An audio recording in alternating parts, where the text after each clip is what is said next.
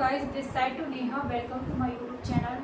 आज हमारी फिर एक मुलाकात होने वाली है एक नए टॉपिक के साथ, जो कि हमारा चल रहा था वही टॉपिक, उसी में हमारा पार्ट 3 है। ठीक है, तो आज का टॉपिक होने वाला है हमारा प्राथमिक शिक्षा का सार्वभौमिकरण। जो प्राथमिक शिक्षा है आपका, उसका सार्वभौमिकरण। ठीक है, तो सार्वभौमिकरण जो आपका प्राथमिक शिक्षा होती है वो क्या होती है? Primary education. उसका क्या है आपका? Universalization of primary education. इसको हम यूईई भी बोल देते हैं। अगर आपको IUEE की फुल फॉर्म, तो आप क्या लिखेंगे? Universalization of primary education. Okay, तो आपकी इसकी फुल फॉर्म ये होगी। ये इंग्लिश में होता है, इसकी फुल फॉर्म आपको याद होनी चाहिए, प्राथमिक शिक्षा का सार्वभौमिकरण। ओके, तो प्राथमिक शिक्षा का सार्वभौमिकरण से तात्पर्य है कि सभी के लिए शिक्षा होनी चाहिए। तो सार्वभौमिकरण का अर्थ होता है सबके लिए शिक्षा उपलब्ध कराना। ठीक है, तो इसका मतलब क्या होता है? सबके लिए शिक्षा उपलब्ध कराना, चाहे वो गरीब हो, चाहे अमीर हो, चाहे किसी भी जाति से हो, कहीं चाहे लड़का हो, कोई भी हो, लिंग भेद ना हो, जाति भेद ना हो, अनथिंग कुछ भी, गरीब हो अमीर हो, कुछ भी नहीं, सबके लिए शिक्षा रहनी चाहिए, होनी चाहिए। ठीक है, तो यूई के अंतर्गत देश के सभी बच्चों के लिए पहली से 8वीं तक, ये कहाँ से होता है आपका? फर्स्ट से लेके 8वीं तक अभियान है। ये आपका कक्षा तक निःशुल्क और अनिवार्य शिक्षा का प्रावधान करने का उद्देश्य सुनिश्चित किया है। ओके, इस अनिवार्य शिक्षा के लिए स्कूल बच्चों के घर समीप होना चाहिए। 14 वर्ष, ये आपका 14 वर्ष तक की आयु का होता है। तो जो कक्षा 8 तक के बच्चे होते हैं वो 14 वर्ष तक ही पहुंच पाते हैं। तो इसका तात्पर्य ये है कि ये बच्चे, ये जो शिक्षा है वो किसके लिए है? 1 से लेके 8वीं तक बच्चों के लिए, बिना किसी भेदभाव के, ना किसी भी लिंग के, ना किसी के, सब के लिए शिक्षा सबके लिए है। सार्वभौमिकरण मतलब सबके लिए, यूनिवर्सलाइजेशन में सभी के लिए शिक्षा उपलब्ध कराना।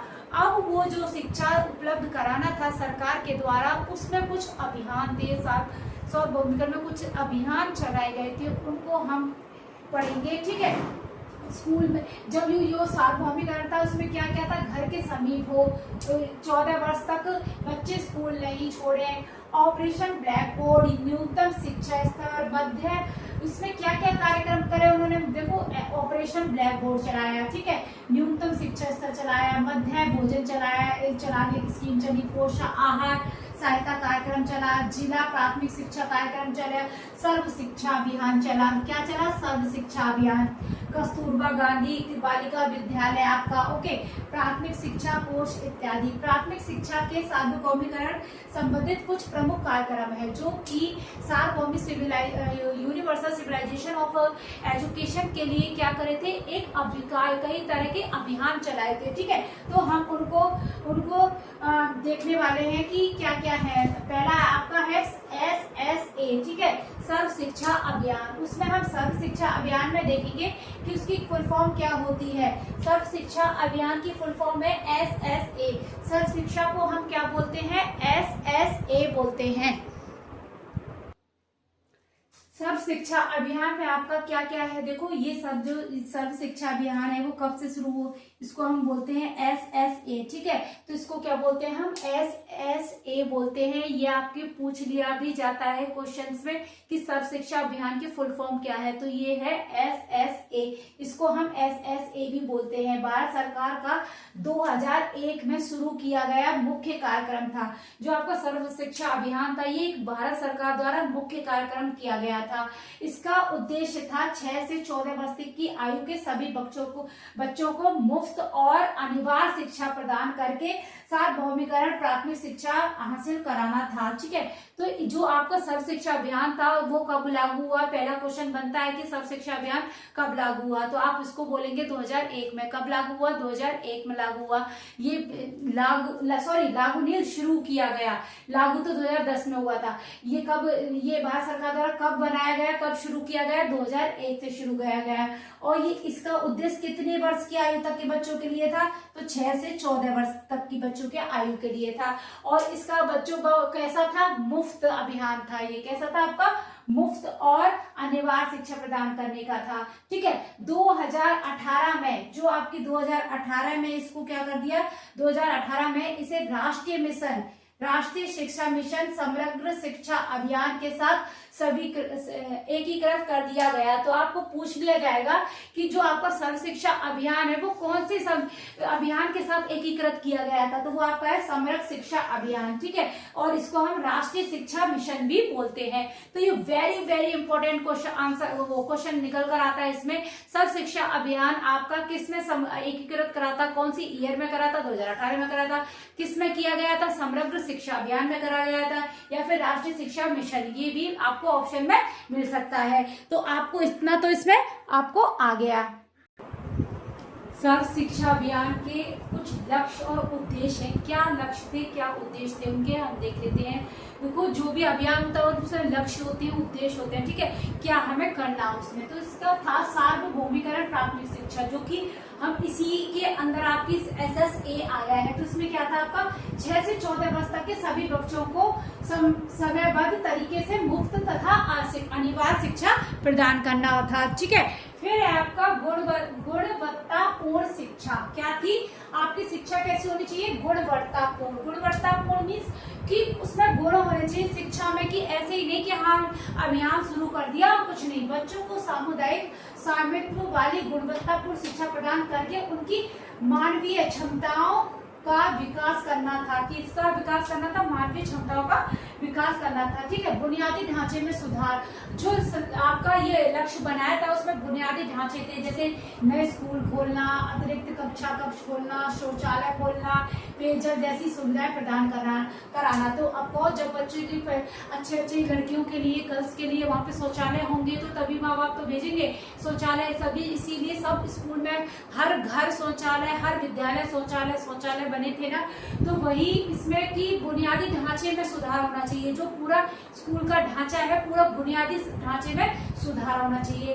लैंगिक समानता, सबके लिए समान होना चाहिए, लड़का हो लड़की हो, कोई भी समाज से हो, ठीक है, कोई भी सामाजिक वर्ग में अंतर नहीं होना चाहिए। उसको आपको सामाजिक अंतर को बढ़ावा ना मिले, उसको अंतर पाटने के लिए क्या था, ये अभियान शुरू हुआ।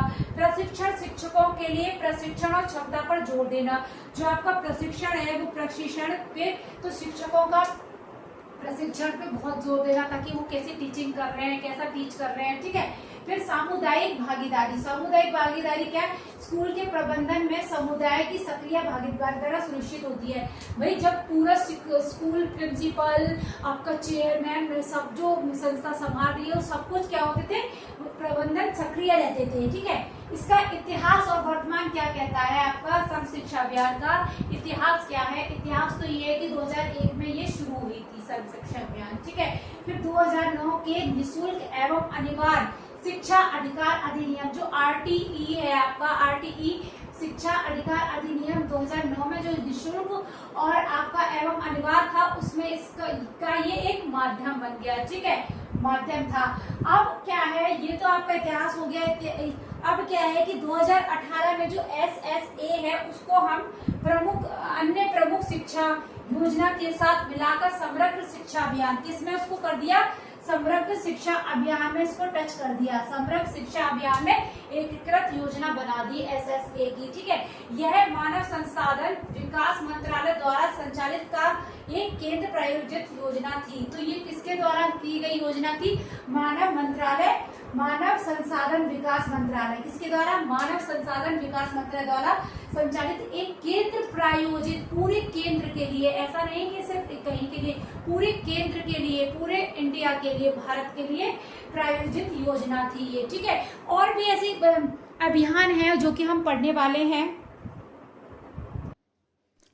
मध्याह्न भोजन स्कीम, प्राथमिक शिक्षा, प्राइमरी आपका प्राइमरी सर्व शिक्षा अभियान में आपका क्या करा था, एक तो स्कीम सर्व शिक्षा अभियान थी, ओके।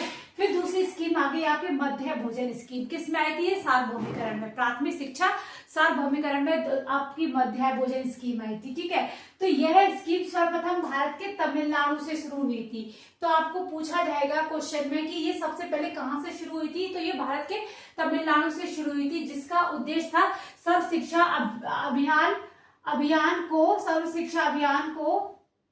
को सफल बनाना। जो हमारा सर्व शिक्षा अभियान था उसको सफल बनाना। बच्चों को कैसे बुलाया जाए, गरीब के बच्चे हैं, नहीं पढ़ने में राजी हो रहे, उनको सर्कमस्टेंस नहीं मिल रहा, ऐसा वातावरण नहीं मिल रहा, वो उत्साहित नहीं हो रहे, तो सरकार ने क्या योजना बनाई कि हम उनको भोजन प्रोवाइड कराएंगे, मध्याह्न भोजन। तो मध्याह्न भोजन मीन्स दोपहर में मिलता है ये भोजन, तो मध्याह्न आपका आफ्टरनून में ही ये भोजन मिलेगा, जिससे वही सर्व शिक्षा अभियान चलता रहे, बच्चे आते रहे। तो उसके अंतर्गत हम पढ़ लेते हैं क्या क्या था स्कीम में। तो जो आपका मध्याह्न भोजन स्कीम है उसको अब पीएम पोषण योजना के तहत नाम जाना जाता है। तो अब पहले तो हम मध्याह्न भोजन स्कीम बोलते थे, अब इसका वर्तमान में क्या नाम है, पीएम पोषण योजना। ठीक है, तो ये क्वेश्चन वेरी वेरी इंपॉर्टेंट है, जो मैं बना के आपको बता रही हूँ। देखिए कहाँ से शुरू हुई, तमिलनाडु से शुरू हुई थी। ठीक है, इसका नया अब इतिहास में क्या नाम था, नया नाम क्या था, बहुत अच्छे से आपको क्वेश्चन बना के मैं बताती जा रही हूँ। यह एक सरकारी पहल है, ये तो सबको ही पता है, जब सर्व शिक्षा अभियान है वो सरकारी पहल आई है, अधिनियम के अकॉर्डिंग आई है, जो सरकारी स्कूलों के बच्चों को मुफ्त और पौष्टिक दोपहर का भोजन प्रदान कराती है। क्या कराती है, मुफ्त और पौष्टिक भोजन। ऐसा ही नहीं कि भोजन तो दे रही है बेटा, सरकार दे रही है भोजन, पता नहीं कैसा दे रही है, नहीं, पौष्टिक आहार वाला। ठीक है, तो इस योजना का मुख्य उद्देश्य बच्चों के पोषण स्तर में सुधार करना है।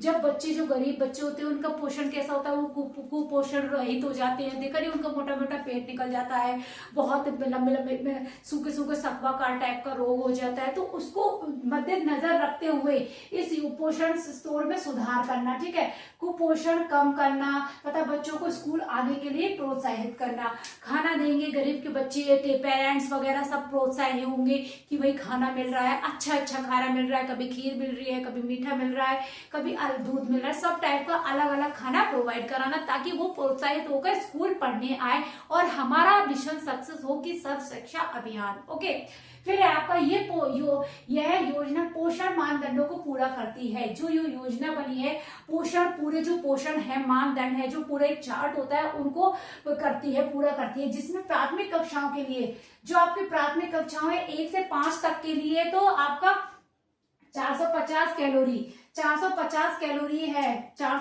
कैलोरी है, और आपका 20 ग्राम क्या है, प्रोटीन है। तो क्वेश्चन में पूछ लिया जाएगा कि जो प्राथमिक कक्षा के बच्चे हैं उनके लिए प्रोटीन कितनी है, तो प्रोटीन कितनी है, 12 ग्राम। और आपको पूछ लिया जाए कि कैलोरी कितनी होनी चाहिए, तो 450 कैलोरी होनी चाहिए प्राथमिक शिक्षा वालों के लिए। ठीक है, फिर आप पूछ लिया जाए उच्च प्राथमिक कक्षाओं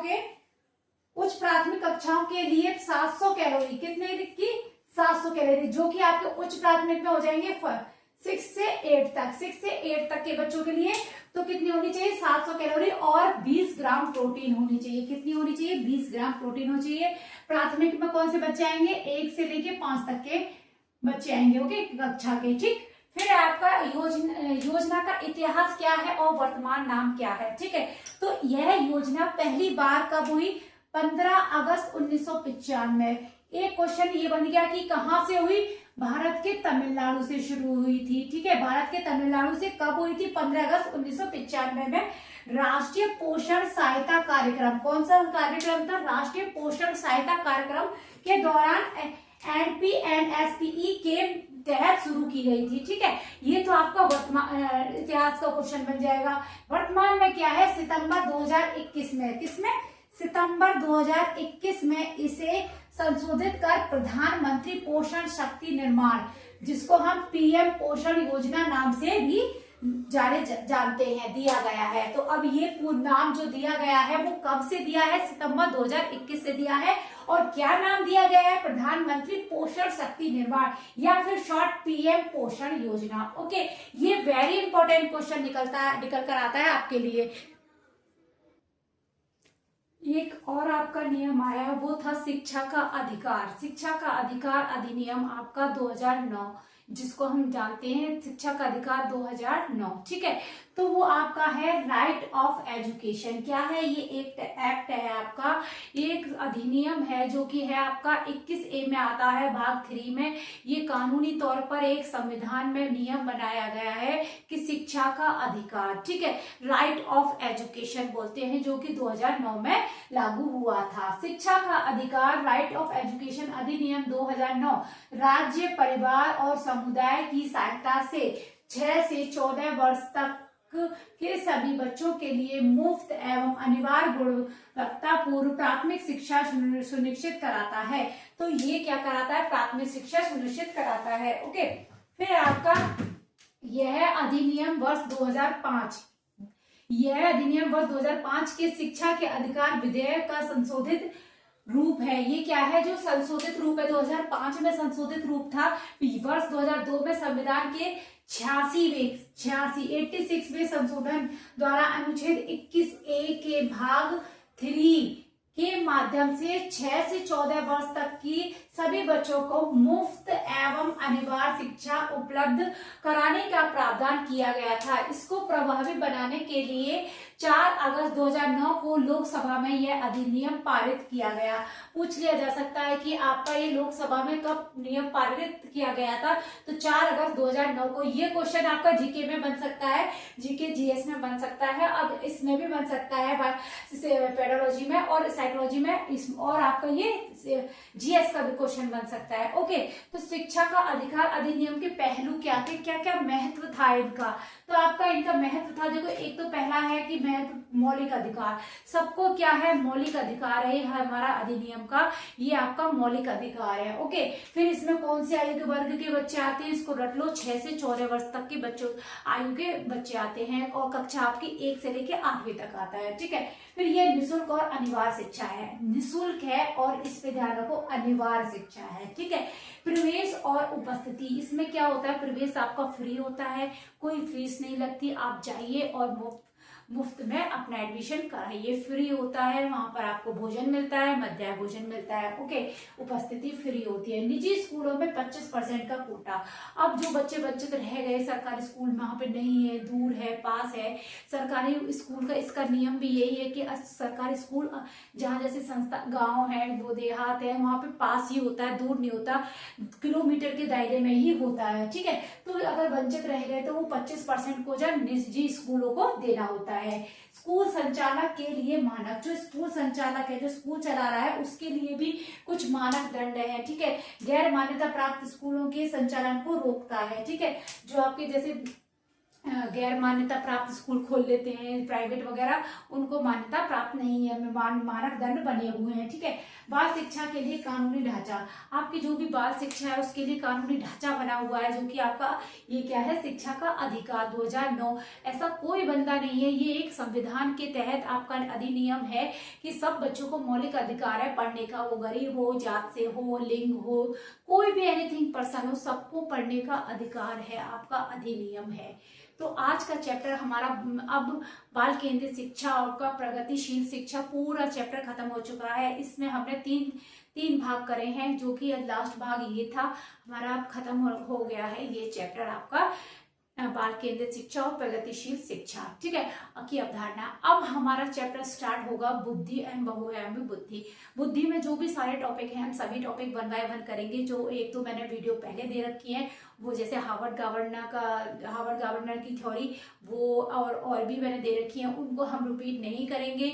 जो इसमें मेन जो टॉपिक हैं वो रिपीट कर नहीं होंगे, और बाकी का हम पूरा सिलेबस करेंगे। ठीक है, आई होप आपको ये पूरा टॉपिक अच्छे से पूरा आ गया हो और आपने वीडियोस देखी हो। अब इसके हम क्वेश्चंस भी लाएंगे, PYQ क्वेश्चंस लाएंगे, उनको आप देखिएगा और करिएगा। आपको जब कॉन्फिडेंस आता है, जब हम क्वेश्चंस करते हैं कॉन्फिडेंस आता है। मैंने क्वेश्चंस इसलिए आपको साथ के साथ दिए हैं कि आप टॉपिक पढ़ने के बाद जब क्वेश्चंस करेंगे तो आपको थोड़ा कॉन्फिडेंस आएगा, अच्छा फील होगा। क्वेश्चंस आप कहाँ पे कर रहे हैं, कैसे कर रहे हैं, प्रैक्टिस होगी। ओके, आज की क्लास हम यही समाप्त करते हैं, मिलते हैं नेक्स्ट क्लास में।